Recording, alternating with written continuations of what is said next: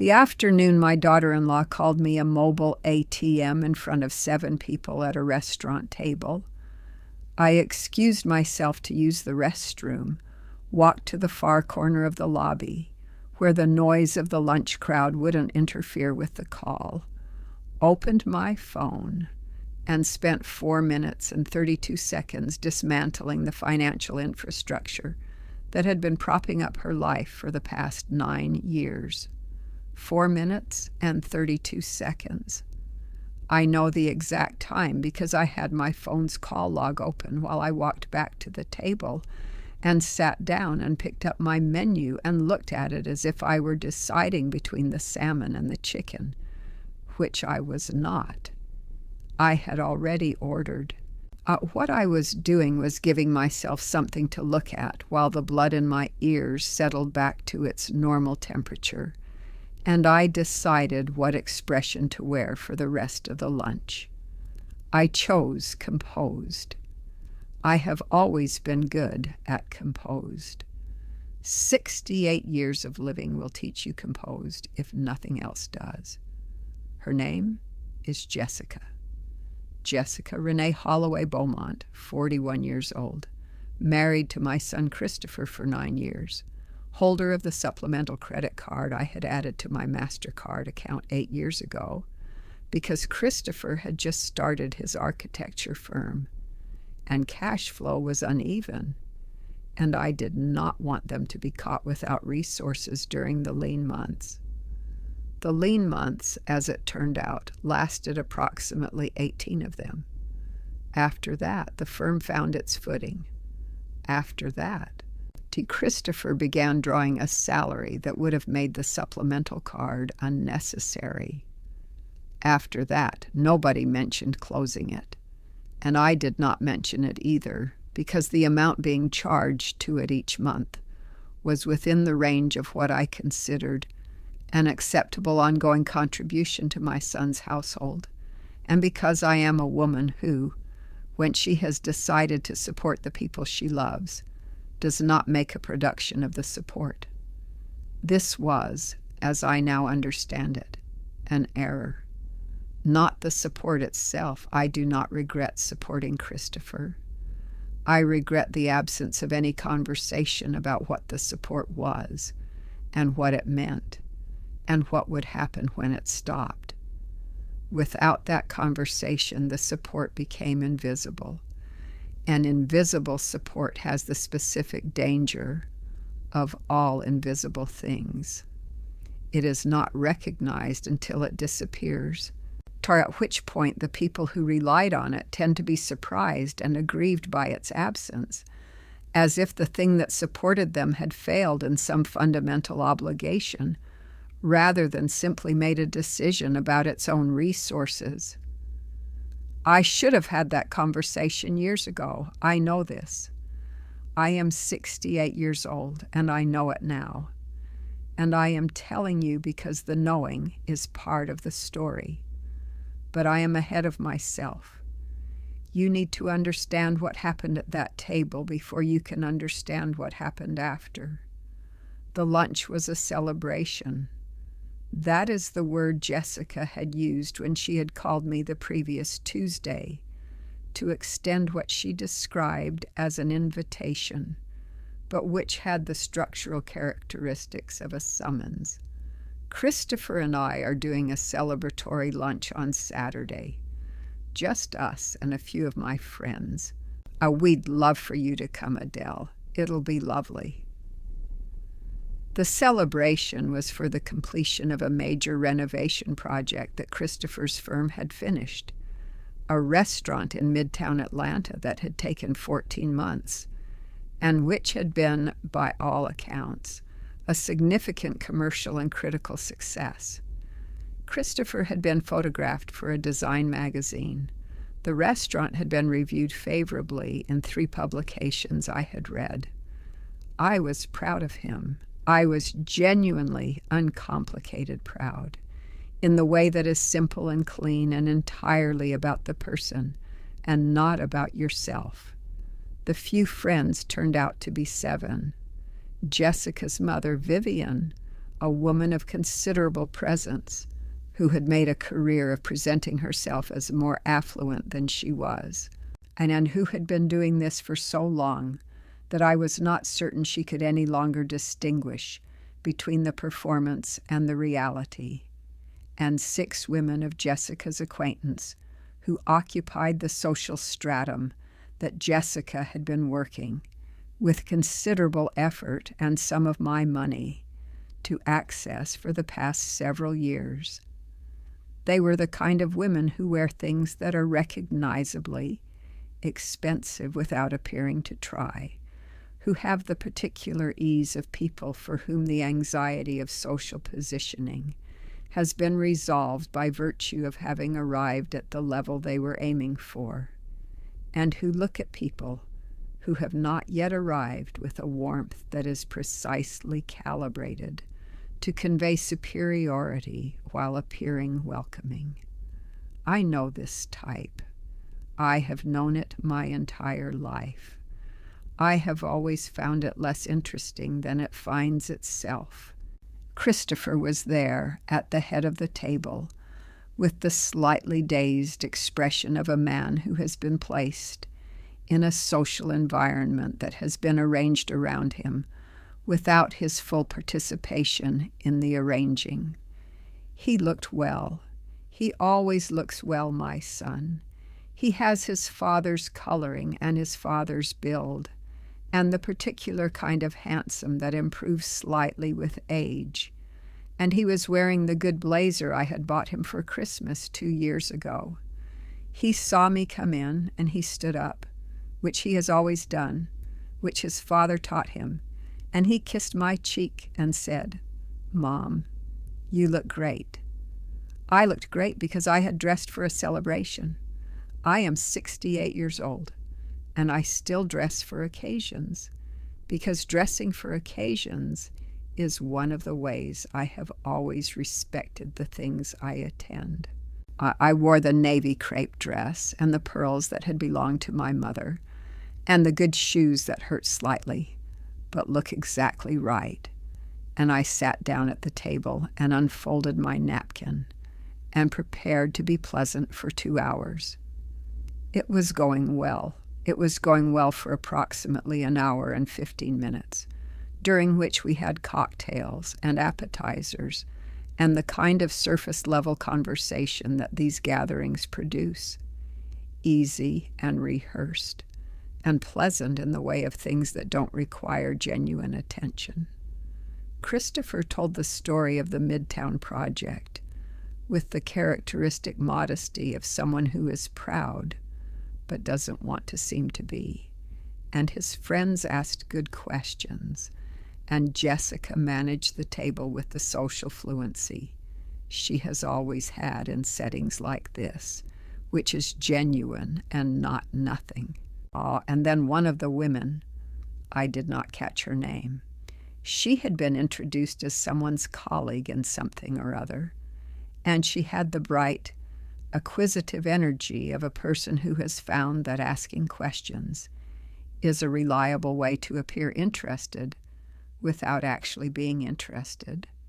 Asked Jessica, "Do you two fund everything through the firm, or do you have family support as well?" It was the kind of question that probably seemed conversational to the person asking it.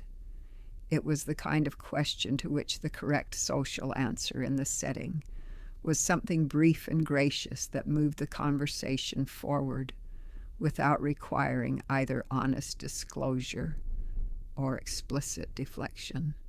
Jessica looked at me. I do not know, to this day, why she looked at me in that moment, whether she intended what came next or whether it arrived without premeditation, spontaneously, from a place where she kept things she had not quite decided to say. She looked at me and she smiled. The smile of someone who is about to perform a small social transaction with themselves as the beneficiary. And she said, "Oh, we have the best kind of family support. Adele here is basically our mobile ATM." She laughed.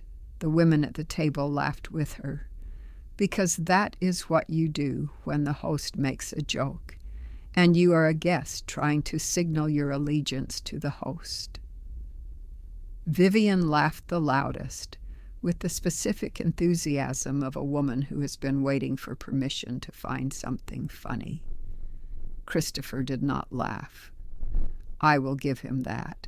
And he looked at his mother and then at his wife with an expression that I will describe as the expression of a man who has just heard something he cannot unhear and does not know what to do with it yet.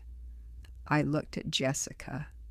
I held her gaze for what was probably 3 seconds, and what probably felt to her like longer. Then I smiled, the smile of a woman who has decided something, and I said, "Will you excuse me for just a moment? I need to use the restroom." I walked to the lobby. I found the corner by the coat check. I opened my phone. The call to the bank was 4 minutes and 32 seconds. 2 minutes of verification, they are appropriately thorough, and 2.5 minutes of instruction. Suspend all supplemental card activity on my account. Effective immediately. Yes, all supplemental cards.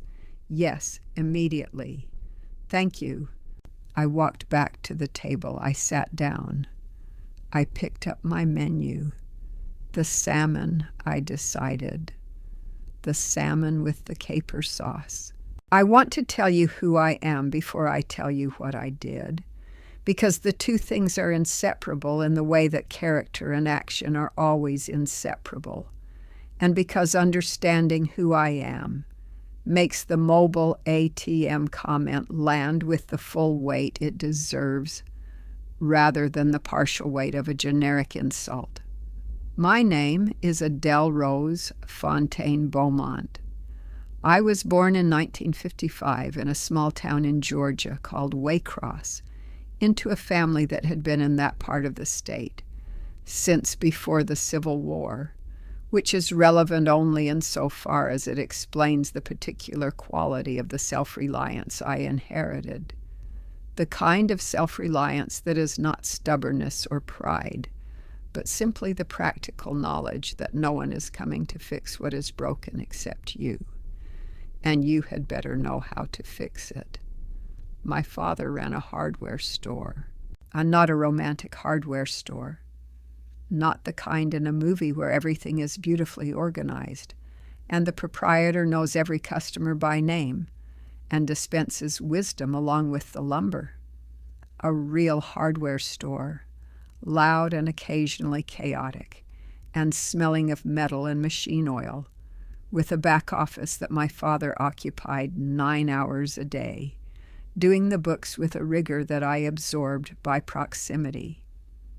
I used to do my homework in that back office after school, sitting at the metal desk in the corner while my father worked, and I learned 2 things there that have never left me: how to concentrate in a noisy environment, and how to read a financial statement. My father's philosophy of money was simple, and I heard it articulated in various forms throughout my childhood. And the version I remember most clearly was delivered when I was about 12 years old and had borrowed $5 from my best friend to buy something I wanted, and then felt badly about it and asked my father what I should do. He looked at me over his glasses. He wore reading glasses for the books and kept them on his nose the rest of the time because he was always returning to the books. And he said, "Adele, money is only comfortable when it's yours. Someone else's money has someone else's weight on it. Pay it back today and learn the lesson once." I paid it back that afternoon. I have not borrowed money from another person since. I have also, whenever I have given money to someone I loved, been clear in my own mind about whether I was giving a gift or making a loan. And if I was giving a gift, I gave it without strings and without the expectation of reciprocity. And if I was making a loan, I said so plainly and established the terms. This is not a complicated system. It has kept me comfortable with my own finances for 68 years. My mother taught home economics at the county high school for 27 years. This means she taught cooking and sewing and household management, and in the later years when the curriculum evolved, personal finance. She was, in the practical sense, one of the most competent people I have ever known. A woman who could tell you at any given moment exactly where every dollar in the household was, and what it was doing and when it would be needed, who could diagnose a failing budget the way a doctor diagnoses an illness, by looking at the symptoms and tracing them to their source. And she had a saying that I grew up hearing and have spent a lifetime understanding more deeply. The budget is not what you have. The budget is what you plan. By which she meant, a person who has no plan for their money will find that the money plans for them, which is rarely in their interest. A person with a plan is in command. Command to my mother was not about power over other people. It was about clarity, about your own resources and your own intentions. I inherited her competence with money and my father's comfort with work, and I married a man named William Beaumont who had both in equal measure, and together we built a life that was not ostentatious, but was solid. William was a civil engineer who worked for the state of Georgia for 30 years. And I was a human resources director for a mid-sized insurance company in Atlanta for 26 years. And between us, we made enough and saved enough and invested enough that by the time William died of a heart attack in 2014, at the age of 63, he left me in a position of genuine financial security that I had helped build and that I understood completely. I understood it completely because I had always understood it completely, not William's portion. Though William and I had reviewed our finances together every January, the same way my parents had, sitting at the dining room table with the year-end statements and the tax documents and the investment reports and the spreadsheet I maintained that showed the whole picture at a glance. But my portion, my independent position, had always been mine to understand and mine to manage and mine to make decisions about. The MasterCard in my name alone was one expression of this. The savings accounts in my name alone, separate from our joint savings, funded by a portion of my salary that I had always directed there, money I thought of as mine in the particular way of things that belong to you by right, of having earned them, were another. William had known about these accounts, had approved of them, had maintained similar accounts of his own, because William had been raised by a woman who understood that a person who does not have their own financial foundation is not truly free, regardless of how much they love the people around them. My mother-in-law had said this to me at our wedding rehearsal dinner. She had taken me aside and said, "Keep your own account, Adele, not because William isn't trustworthy, he is, but because you are a person, not an appendage, and persons need their own ground to stand on." I had kissed her cheek and thought, I already know this, but I thanked her for saying it because it is the kind of thing that deserves to be said aloud. Christopher is our only child. He is 43 years old, an architect whose particular gift, and it is a genuine gift, I want to be clear about this, is for the renovation and adaptive reuse of older buildings. He looks at a failing structure and sees what it could be, rather than what it has become. This is a beautiful way to see things. It is also, I have always thought, a slightly dangerous way to see people, because people who are skilled at seeing potential can become skilled at missing reality. That he had seen potential in Jessica when they met, and there was potential to see. She was funny and quick and socially gifted in the way that makes a certain kind of room run smoothly. And in the early years of their marriage, she had channeled those gifts into supporting his career in ways that were real and valuable. She had managed their social life with intelligence. She had cultivated the client relationships that brought significant work to his firm. She had been a genuine partner in the project of building something. Somewhere in the middle years, the channel had narrowed. The energy that had gone into building had redirected toward maintaining the image of the life they were building, the social position, the visible markers of success. This is not unusual. This is what happens to many people in the particular social climate of professional Atlanta, where the visible markers are very visible and the pressure to keep up with them is considerable and relentless. I had watched this happen. I had watched it with the patience of a woman who has spent 26 years in human resources, which is a profession that requires you to understand the difference between what people present and what they are. I had watched Jessica gradually reorganize her priorities in a direction that served the image more than it served the people inside it, and I had kept my observations to myself, because that is what you do when you love your son and respect his choices, and have made a policy decision about the nature of your role in his marriage. I had also, without quite acknowledging it to myself, been funding this reorganization, the supplemental card, the monthly charges that I had reviewed and largely not questioned, because the amounts were within what I had decided was acceptable, and because questioning them would have required the conversation I had been avoiding. Let me be specific about what the charges looked like, because specificity matters when you are talking about money, and I am a woman who has always been specific about money.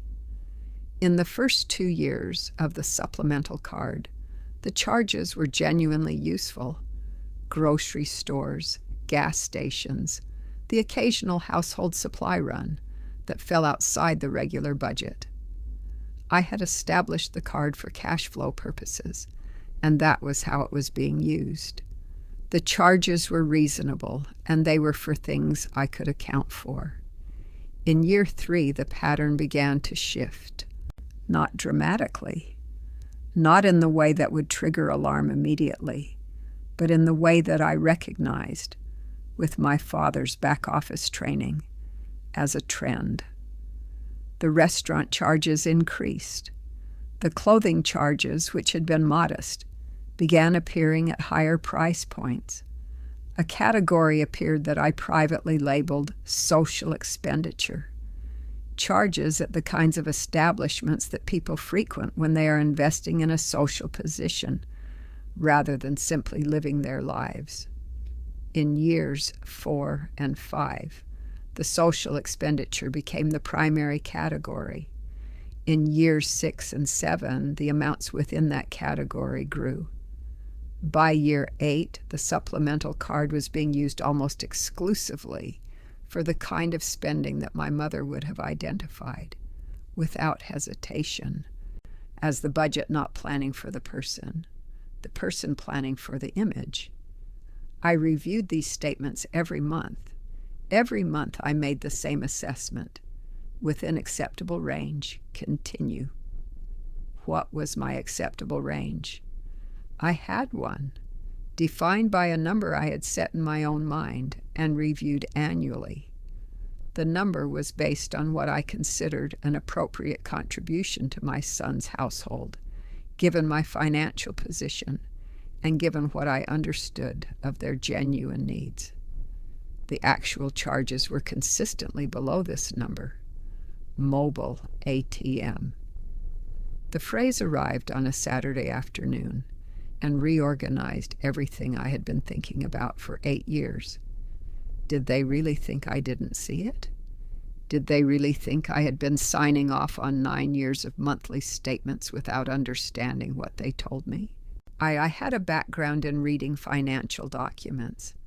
I had been reading these particular documents with the attention they deserved. I had simply been choosing, month after month, to accept what I read. The mobile ATM comment was the month I chose differently. When someone tells you who they are, believe them.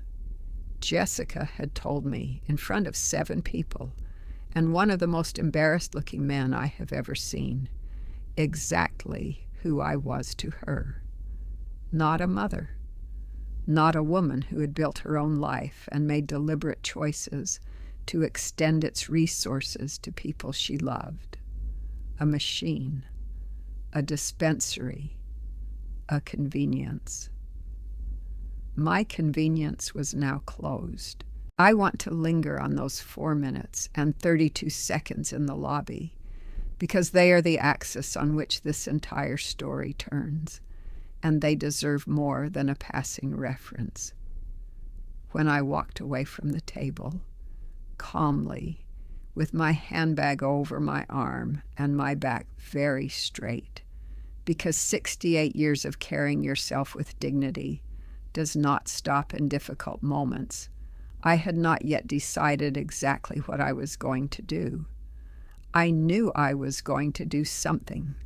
The something had been arriving in the way of inevitable things for longer than Saturday's lunch. Saturday's lunch was simply the moment it arrived completely.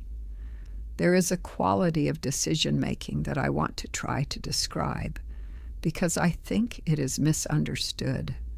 People who have watched me from the outside have sometimes characterized what I did as impulsive, as a spontaneous emotional reaction to being insulted. This is incorrect, and the incorrectness matters. What I did was not impulsive. What I did was the conclusion of a process that had been running at varying levels of urgency for several years. The mobile ATM comment did not start the process. It concluded it. There is a significant difference between a decision made in 4 minutes and a decision that took 4 years to arrive at and then took 4 minutes to execute. The process had started approximately 3 years into the supplemental card arrangement, when I had noticed the shift in the pattern of charges and had begun for the first time and to consciously evaluate whether the arrangement was serving the purpose for which I had created it. At that point, I had concluded, yes, still serving the purpose. The charges are still within acceptable range. Continue. 6 months later, I had evaluated again. Borderline, but still acceptable. Continue. A year after that. The range is different now. The charges are different. The purpose is unclear, but the amounts remain below my threshold. Continue. What I was doing in these evaluations was not passive acceptance. It was active monitoring with a decision point attached.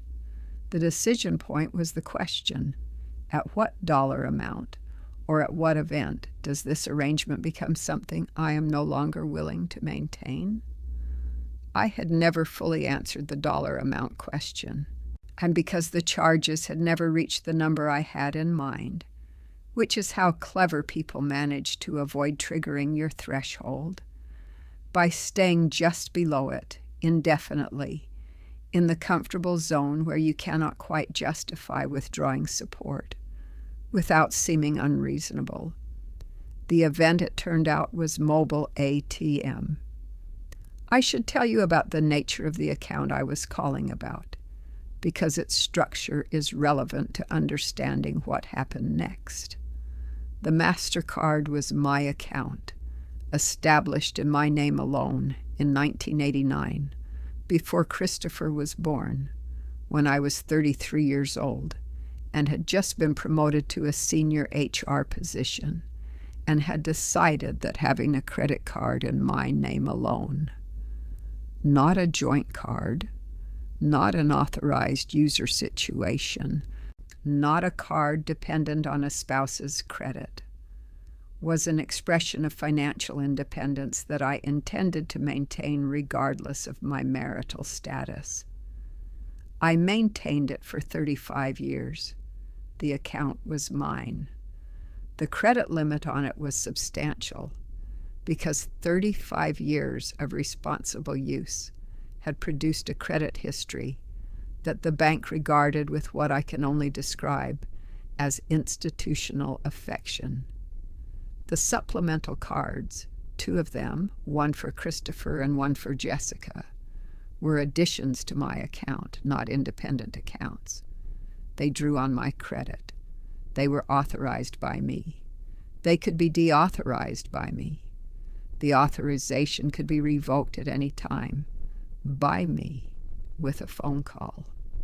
I had known this for the entire 8 years the supplemental cards had been active.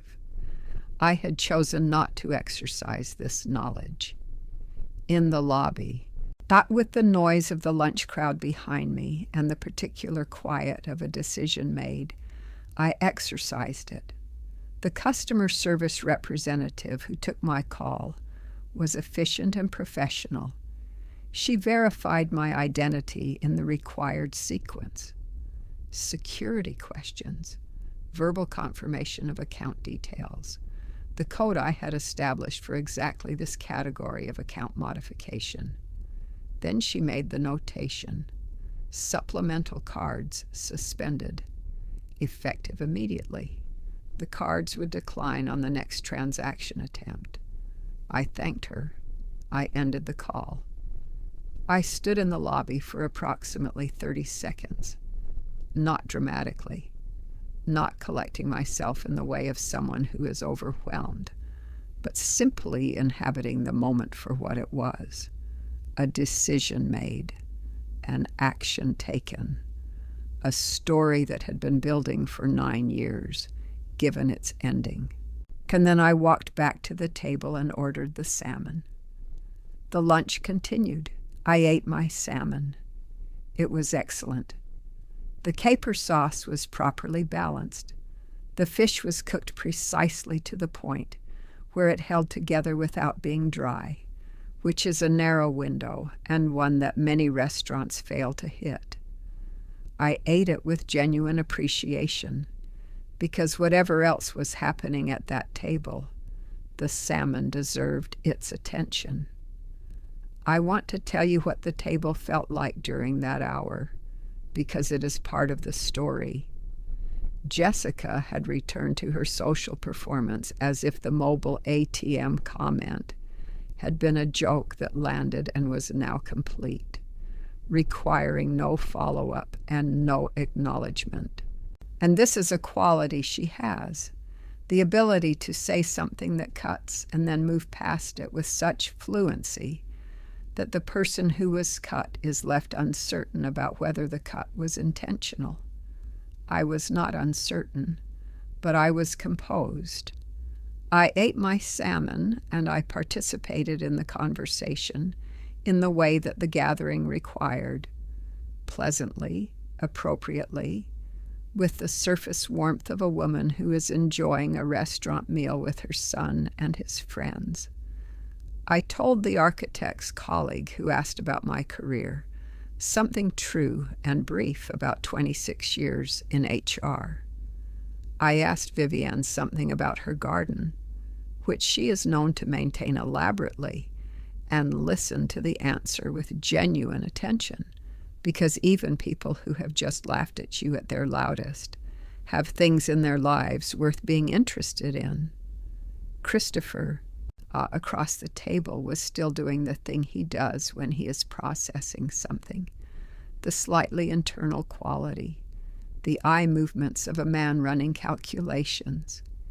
He caught me looking at him once, and I gave him the real smile. He looked back at his water glass. The bill arrived.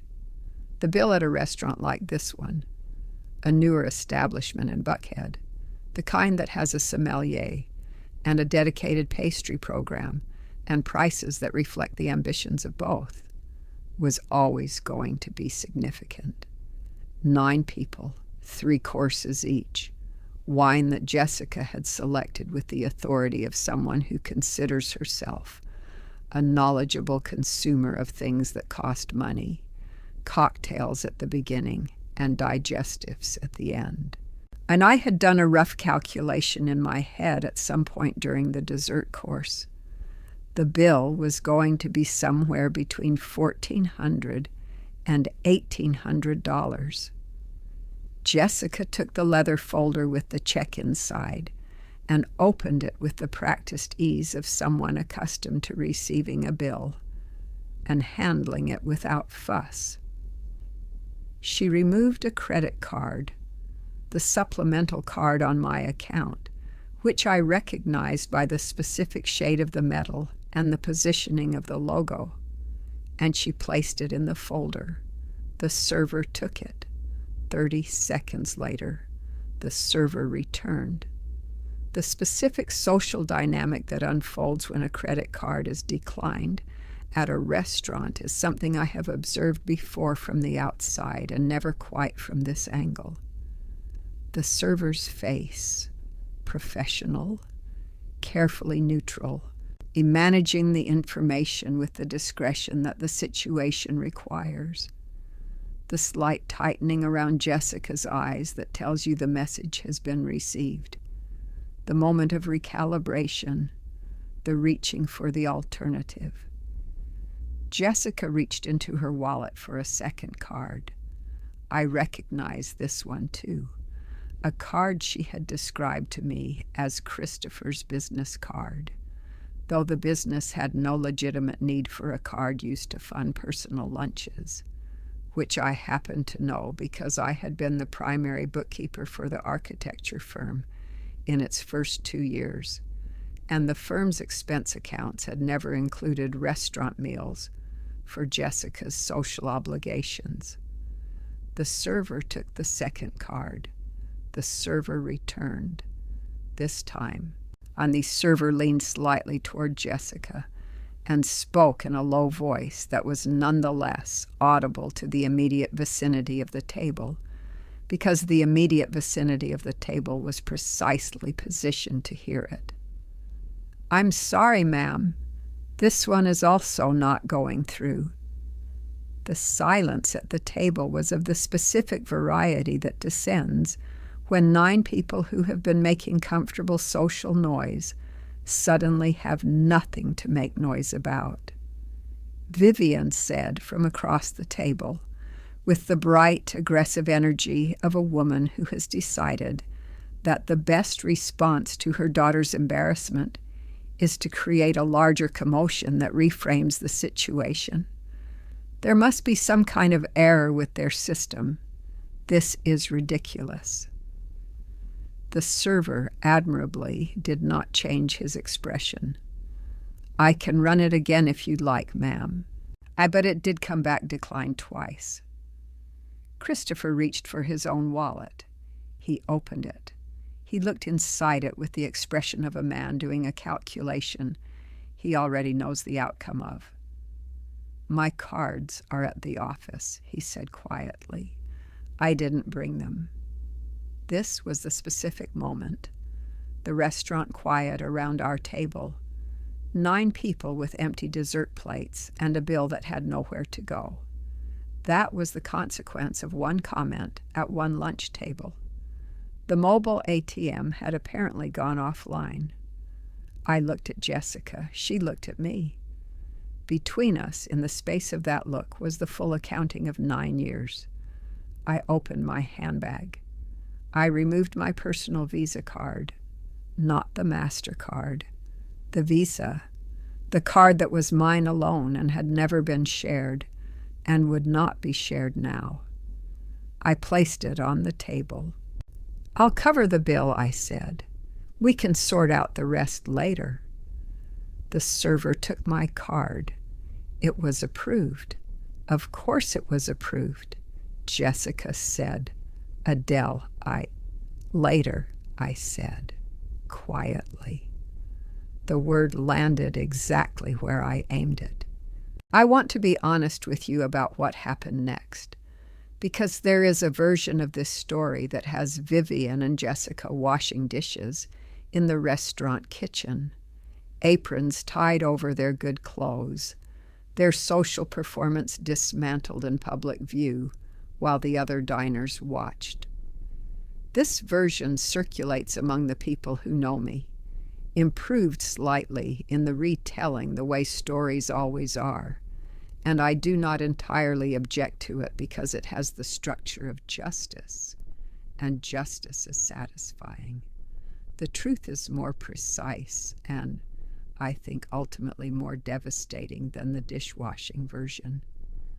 What actually happened after the check was settled and the goodbyes were accomplished, the particular goodbyes of a social event that has had an unexpected climax, compressed and slightly formal, and conducted by people who are not sure of the protocol.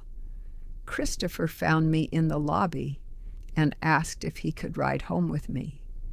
I said yes. We sat in my car in the parking structure for 45 minutes and had the most significant conversation we have had since his father died. I told him everything, not from anger. I want to be clear about this, because the conversation I am describing was not a confrontation, was not a performance, was not the culmination of a long suppressed grievance being released. It was a conversation between a mother and a son who both love each other and had, for different reasons, been having the wrong conversation for too long. I told him about the call in the lobby. I told him that I had made the call because of what Jessica had said, and because what Jessica had said had told me something I needed to hear about how my financial support had come to be understood, and because the thing I had heard required a response that I had given. He was quiet for a long time after this. Christopher is a man who thinks before he speaks. It is one of his best qualities, and one that has occasionally frustrated the people around him, who process things faster and want a response before he is ready to give one. I sat in the driver's seat and looked at the parking structure wall and let him think. Then he said, "I knew about the card. I knew you were still carrying it." "Yes," I said. "I should have said something years ago." "Yes," I said. She didn't mean it the way it sounded. He said this not with conviction, but with the tone of a man offering something he knows is insufficient and offering it anyway because the alternative is worse. "What way did she mean it?" I said. He didn't answer, which was its own answer. "Christopher," I said, "I am not asking you to choose between your wife and your mother. I am asking you to look at what has been happening and to decide what you think about it. Those are different things." "I know," he said. "I am also asking you," I said, "to think about what kind of support you actually need from me, and to ask for it clearly, and to make sure that when I give it, both of us know what it is and what it means. What I am not willing to do is be a convenience. That ends today." "That's fair," he said. And we sat in the parking structure for a few more minutes. Then Christopher said, "Can I buy you dinner, somewhere that isn't that place?" I thought about the salmon. "Yes," I said, "somewhere with good fish." What happened with Jessica was separate and took longer. She called me on Monday, 2 days after the lunch, with the particular preparation of someone who has spent the intervening days rehearsing. She apologized. The apology was technically complete. It named the offense. It expressed regret. It did not offer excuse. And I received it for what it was, the beginning of a conversation, not the end of one. What you said in front of those women, I told her, was not an accident. People don't say things like that accidentally. They say them because the thought is already there and the moment provided the opportunity. What I need to understand is whether what you said is what you actually believe about me. A long silence. Then, no, she said. I don't believe that. But I think I stopped thinking about where things came from. When you have something for long enough, you stop thinking about where it came from. This was honest.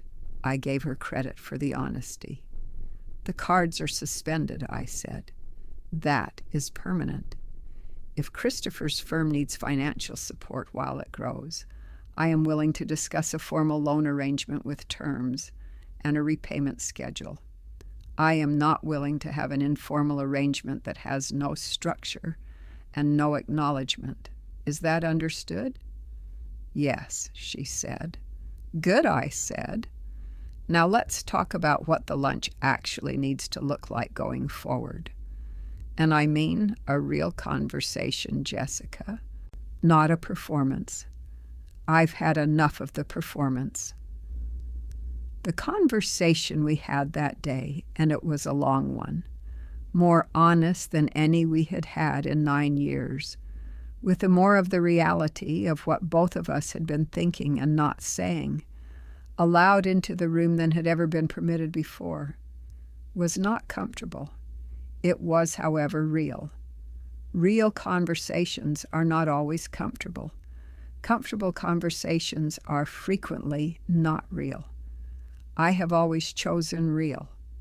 There is a coda to the restaurant story that I should tell you, because it is the element that most closely resembles the dishwashing version that gets told about me. 2 weeks after the lunch, Jessica's mother, Vivian, had a dinner scheduled at the same restaurant, a birthday celebration for herself, organized by Jessica, for which Jessica had intended to use the supplemental card. The card, of course, declined. Jessica had not told her mother about the conversation we had had, or about the card's suspension, which was a choice I understood, because telling your mother that your mother-in-law has revoked your credit privileges is not a conversation most people are eager to have. Vivian's birthday dinner for 12 people ended with Vivian calling every card she had and finding them, collectively, insufficient for the bill. This is a fact about Vivian's finances that I had suspected for years, that the performance of affluence she maintained was precisely that, a performance funded by a combination of credit that was stretched further than she acknowledged, and the periodic assistance of her daughter's household, which was funded by my card. And the restaurant manager, with appropriate dignity, offered the option of settling the bill in installments, which required a deposit and a commitment to return within a week, with the balance. Vivian made the deposit.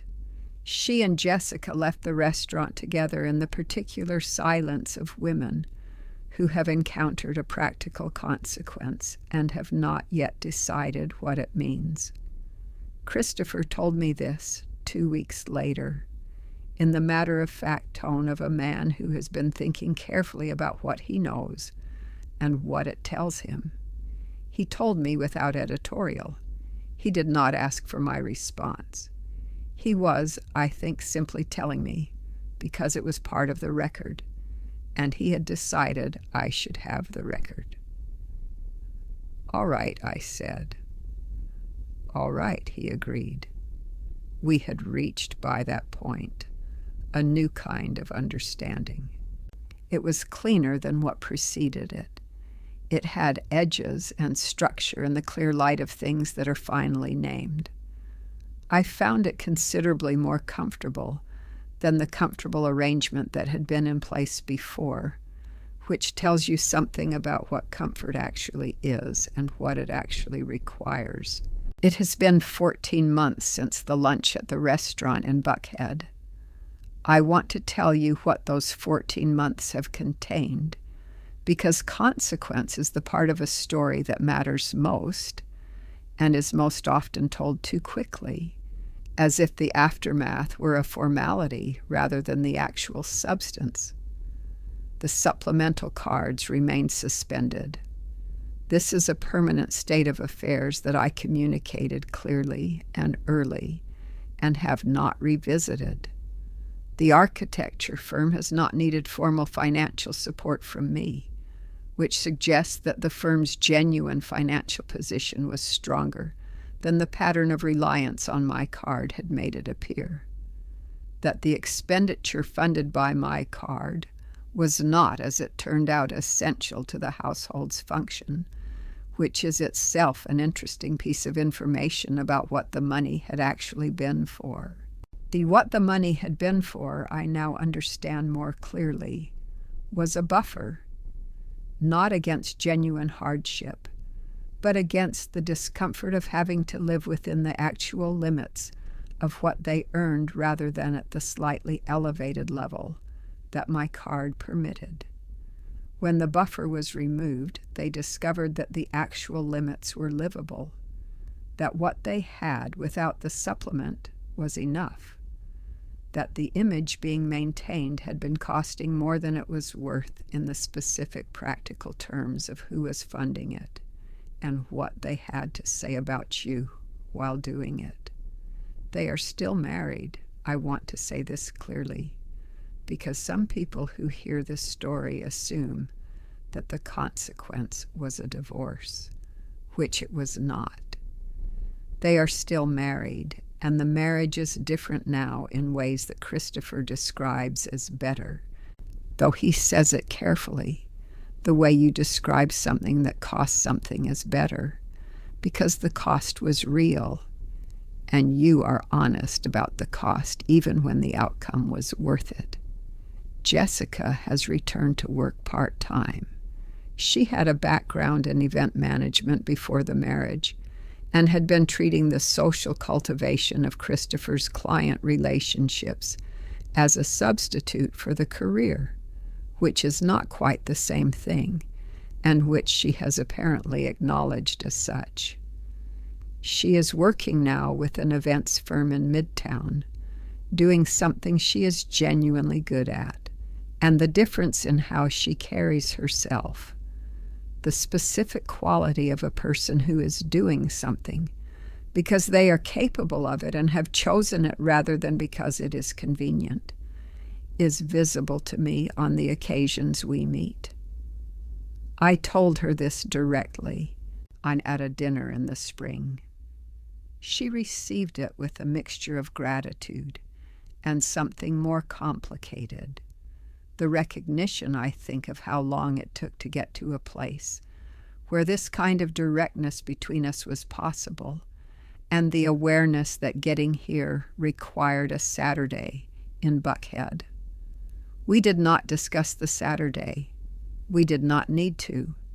It was present between us in the way that significant events are present in a relationship, acknowledged without being named, understood without being revisited.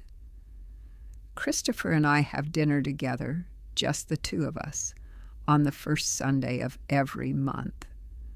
We started this 2 months after the lunch, after the parking structure conversation, and the fish dinner and the series of smaller conversations that followed. And it has become the most reliable marker in my calendar. And we go somewhere different each time. We order whatever we want.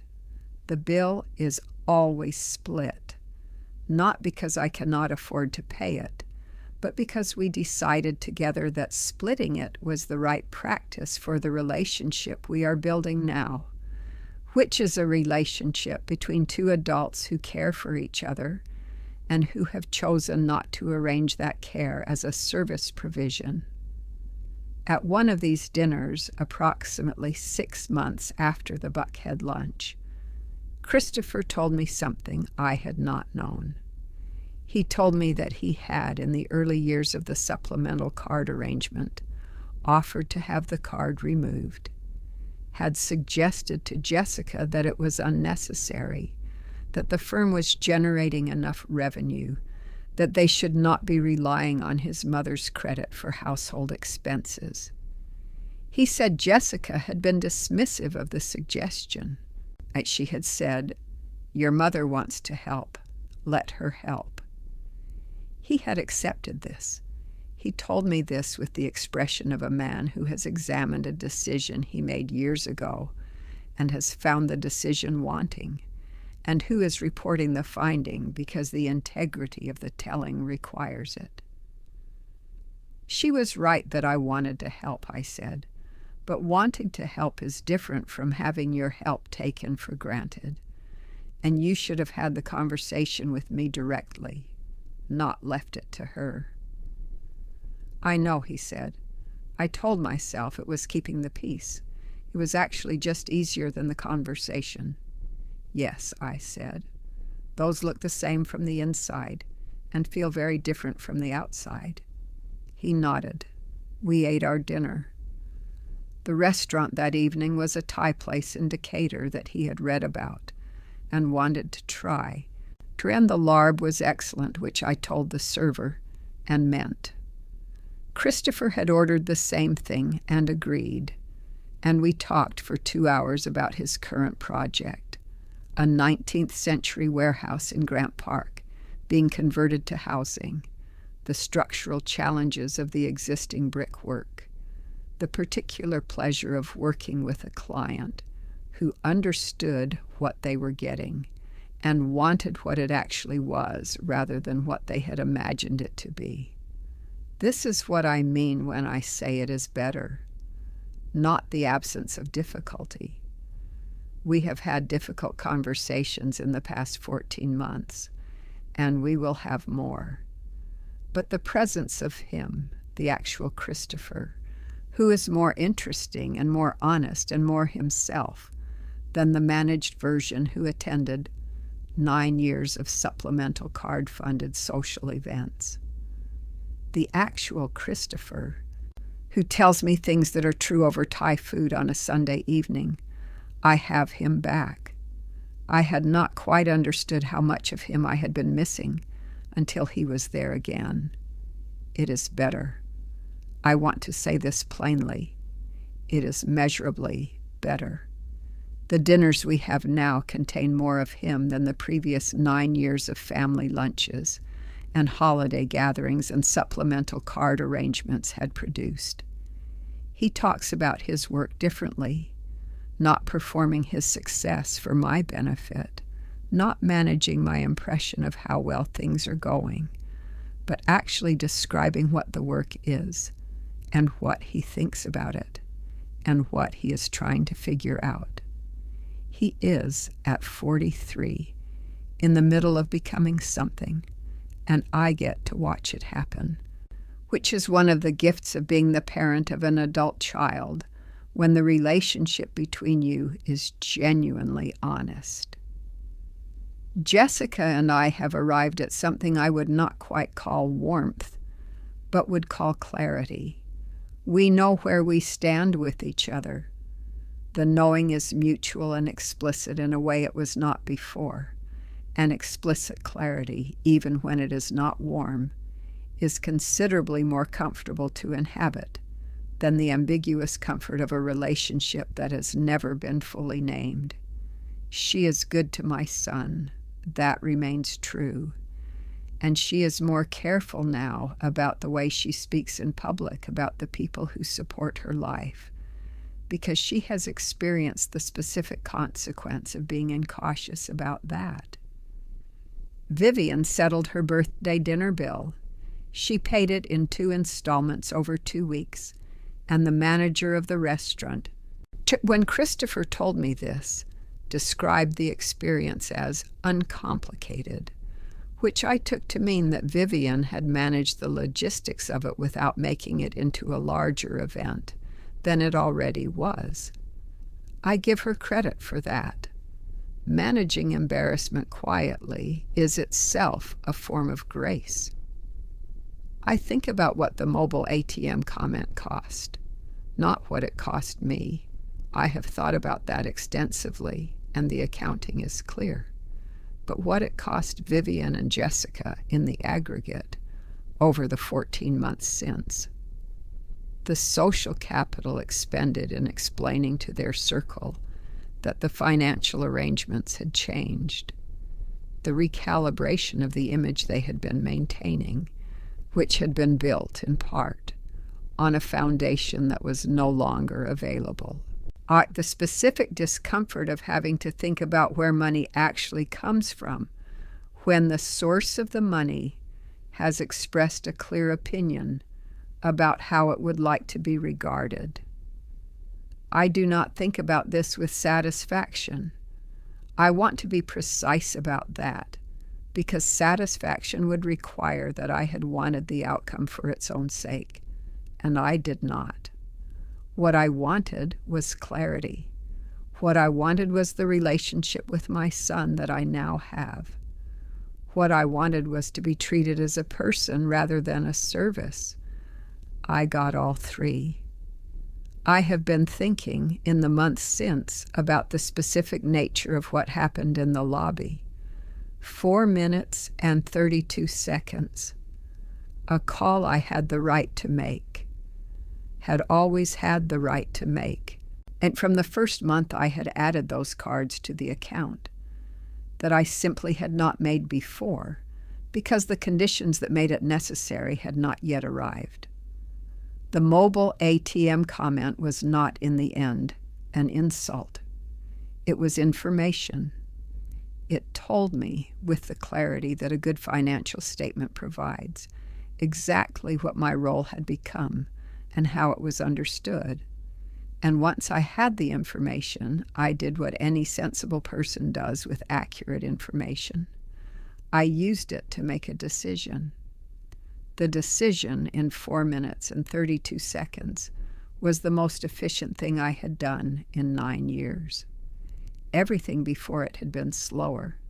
The gradual accumulation of the arrangement, the steady unremarkedness of the monthly charges, the comfortable avoidance of the conversation. The decision itself took less than 5 minutes. This is what 68 years of life teaches you, if it teaches you anything. The decisions that need to be made are usually simple. The time before the decision is complicated. The decision itself is almost always simple. A phone call, a card suspended, a relationship returned to honest ground. Simple, clean, done. People who hear this story ask me different things. The women who hear it, and it travels mostly among women, because women tend to be the ones who carry the weight of family financial arrangements and are therefore most interested in what happens when someone decides to stop carrying it. Ask me mostly about the timing. They want to know how I knew it was the right moment, how I knew on that particular Saturday in that particular restaurant that the 4 minutes and 32 seconds had arrived. The honest answer is that I did not decide it was the moment. The moment decided it was itself. There is a thing that happens if you have been patient long enough with a situation that is wrong, when the wrongness finally presents itself in a form that is too clear to manage with further patience. The mobile ATM comment was that form, and it was too clear. It was the kind of clarity that does not leave room for the ambiguity that patience requires. The women who ask about timing tend to be women who are in the middle of their own versions of the situation.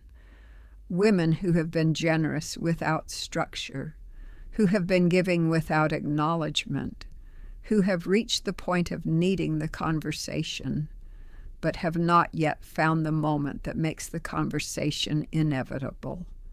I tell them, you will know the moment when it comes, because the moment will be too clear to deny. And when it comes, you will not need to decide whether to act. You will simply act the way you act when something is obvious, directly, efficiently, without drama.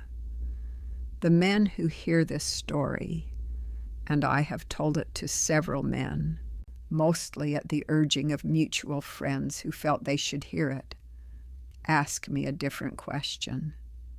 They ask whether I regret having supported Christopher's household for 9 years in the way I did, given how it ended, whether the support was worth the cost. I tell them the support was not a mistake.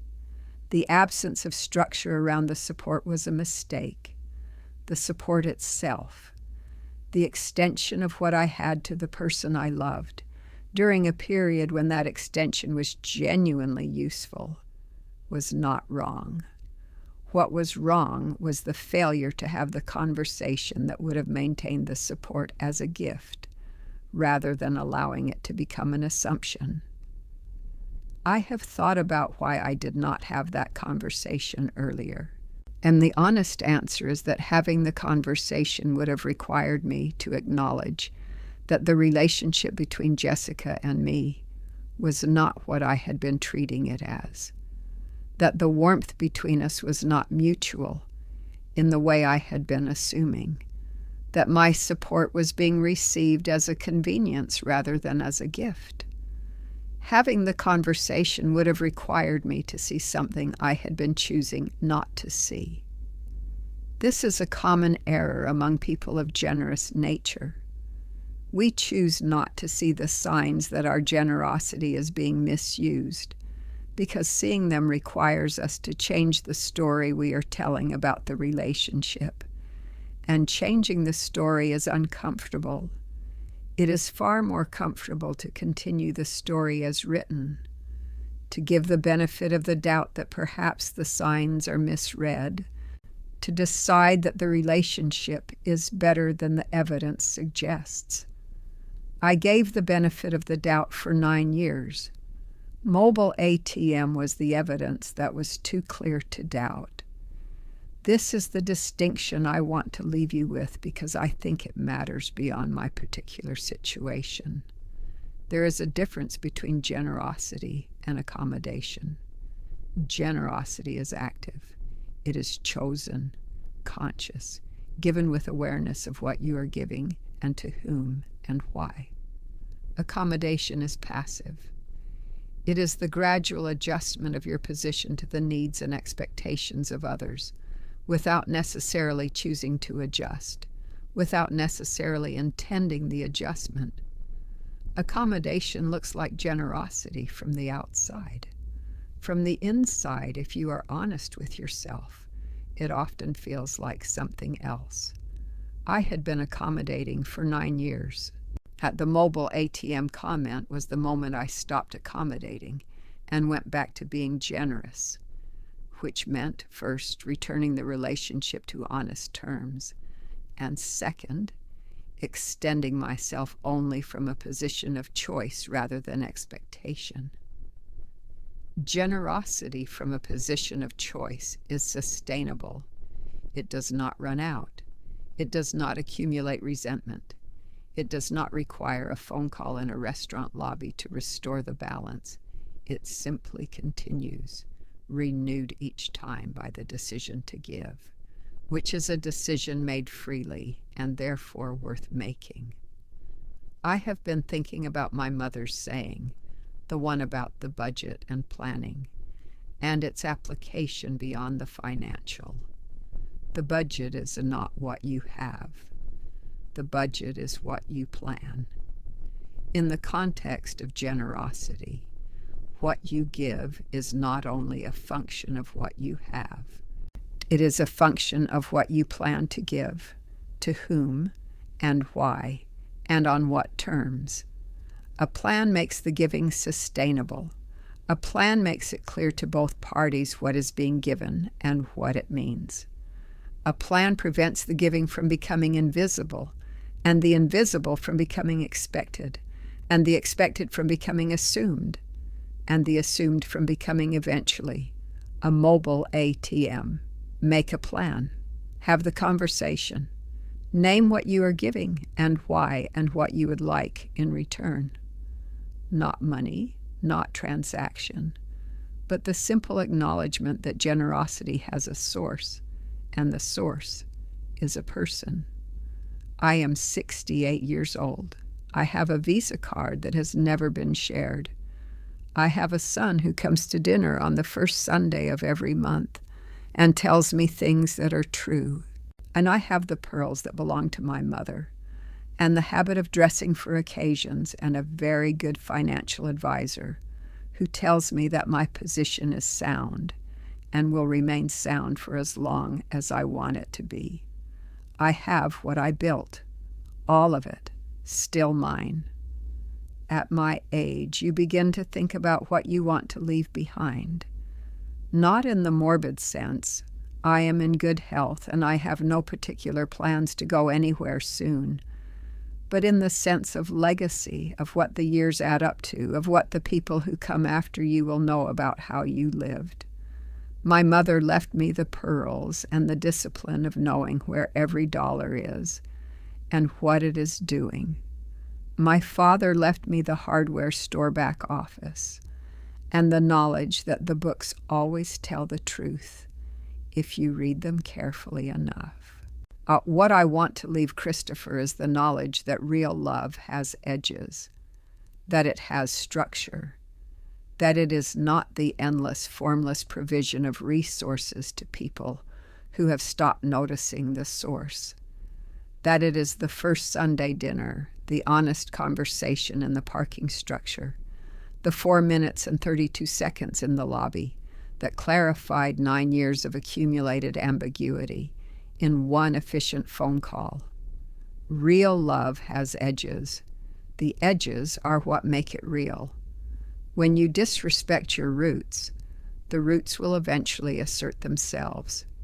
Not in anger. Roots don't have anger. In the simple structural way of things that hold other things up. They make their presence known by becoming unavailable. And when they become unavailable, the things they were holding up discover what they are actually capable of holding on their own. My son, it turns out, was capable of considerably more than 9 years of comfortable arrangement had required him to demonstrate.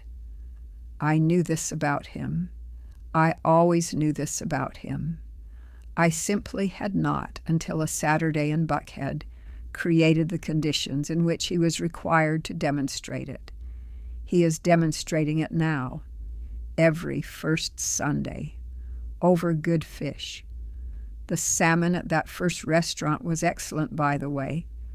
I want to close with that because it matters, not to the moral of the story, but to the truth of the afternoon, which included excellent salmon alongside the 4 minutes and 32 seconds, and the suspended cards, and the bill that declined, and the parking structure conversation and everything that followed. The afternoon was not ruined, it was clarified. And clarity, when you finally have it, tastes something like relief. My kindness was never a machine. My support was never a service. My presence at that table, in my good shoes and my mother's pearls, dressed for the occasion the way I always dress for occasions, because occasions deserve to be dressed for, was not the presence of a convenience. It was the presence of a woman who built something over 68 years and has not finished building yet. The account is mine. The account has always been mine. It is still open. but on my terms now, and only on my terms. 4 minutes and 32 seconds. I want to leave you with the number because it is the most honest summary of what this story is about. Not the 9 years, not the lunch, not the salmon, though the salmon was excellent and deserves its mention. The 4 minutes and 32 seconds in which a decision that had been building for years was executed cleanly, completely, and without drama. The most powerful decisions in a life are usually the quiet ones. They are not announced. They are not performed. They are simply made in the back corner of a restaurant lobby, while the noise of other people's lunches fills the air, by a woman who knows exactly what she is doing and has been doing it in various forms for 68 years. The roots do not shout when they cut off. They simply withdraw. And everything that was held up by them discovers, in the withdrawal, what it was actually standing on. I have always known what I was standing on. That has never changed.